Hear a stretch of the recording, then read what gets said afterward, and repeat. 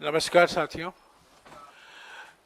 Parliament का विशेष सत्र अभी खत्म हुआ है और इस विशेष सत्र में जो मुद्दे आए हैं उस पर राहुल गांधी जी आपको संबोधित करेंगे। उसके बाद कुछ सवाल लेंगे।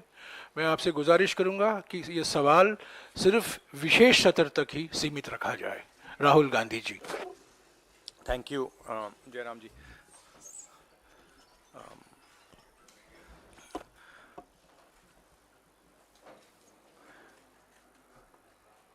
कुछ दिन पहले पार्लियामेंट का स्पेशल सेशन अनाउंस हुआ और काफ़ी फैनफेयर से पुरानी पार्लियामेंट बिल्डिंग से नई पार्लियामेंट बिल्डिंग में ट्रांजिशन हुआ। वो अच्छी बात है और मेन फोकस स्पेशल सेशन का, पहले तो मालूम नहीं था ये स्पेशल सेशन क्यों हो रहा है, स्पेक्यूलेशन काफ़ी हुआ और फिर पता लगा कि इसका मेन फोकस महिला आरक्षण है। उसके बाद महिला आरक्षण तो बड़ी अच्छी चीज़ है, उसके बाद ये दो क्लॉजेज, इसमें दो फुटनोट्स हमें मिले। एक की महिला आरक्षण करने से पहले, महिला आरक्षण देने से पहले हमें सेंसस करना पड़ेगा और दूसरा डिलिमिटेशन करना पड़ेगा, और इन दोनों चीजों को करने के लिए बहुत साल लगेंगे। सच्चाई यह है कि महिला आरक्षण को आज किया जा सकता है।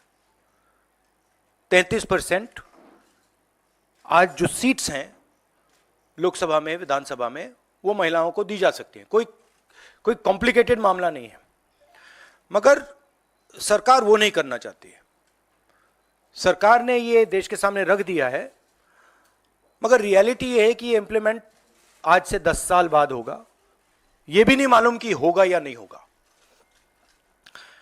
तो एक प्रकार से ये डिस्ट्रैक्शन टैक्टिक है, डाइवर्जन टैक्टिक है। डाइवर्जन किस चीज से हो रहा है? डाइवर्जन ओबीसी सेंसस से हो रहा है।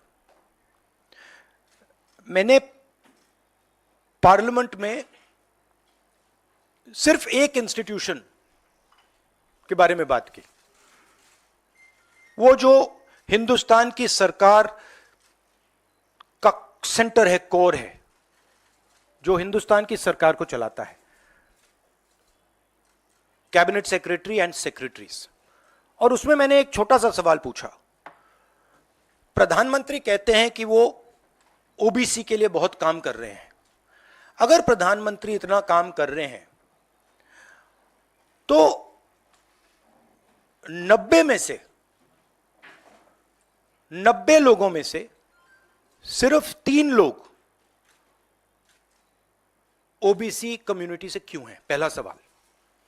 दूसरा सवाल, मैंने यही एनालिसिस बजट को देख के की कि भैया पूरा हिंदुस्तान का बजट क्या है और ये जो ओबीसी ऑफिसर्स हैं ये इस बजट में से कितना कंट्रोल कर रहे हैं और क्या कंट्रोल कर रहे हैं। आदिवासी क्या कंट्रोल कर रहे हैं, दलित क्या कंट्रोल कर रहे हैं। ओबीसी हिंदुस्तान के 5% बजट को कंट्रोल कर रहा है, ओबीसी ऑफिसर्स। तो मुझे बात समझ नहीं आ रही है। प्रधानमंत्री हर रोज ओबीसी की बात करते हैं, ओबीसी प्राइड की बात करते हैं, मगर ओबीसी के लिए किया क्या? अब जब मैंने ये बात बोली, उनका रिस्पॉन्स बड़ा इंटरेस्टिंग है। वो कहते हैं कि लोकसभा में हमारा रिप्रेजेंटेशन है। लोकसभा में रिप्रेजेंटेशन का क्या लेना देना है? मैं कह रहा हूं कि बजट डिसीजन जो लेते हैं, जो बजट को ऑफिसर्स हैं, जो बजट को कंट्रोल करते हैं, 5% ओबीसी निर्णय ले रहे हैं। और मैंने सिर्फ यह सवाल पूछा, क्या हिंदुस्तान में ओबीसी की आबादी 5% है? यह मैं जानना चाहता हूं। अगर 5% है तो फिर वो ठीक है, उसको मैं एक्सेप्ट करने के लिए तैयार हूं। मगर अगर वो 5% से ज्यादा है तो मुझे यह पता लगाना है, और एक बार मैं मन बना लेता हूं, मैं छोड़ता नहीं हूं, मुझे यह पता लगाना है ये ओबीसी हिंदुस्तान में कितने हैं, और जितने हैं उतनी भागीदारी इनको मिलनी चाहिए। अब आप किसी लोकसभा में किसी भी एमपी से पूछ लीजिए,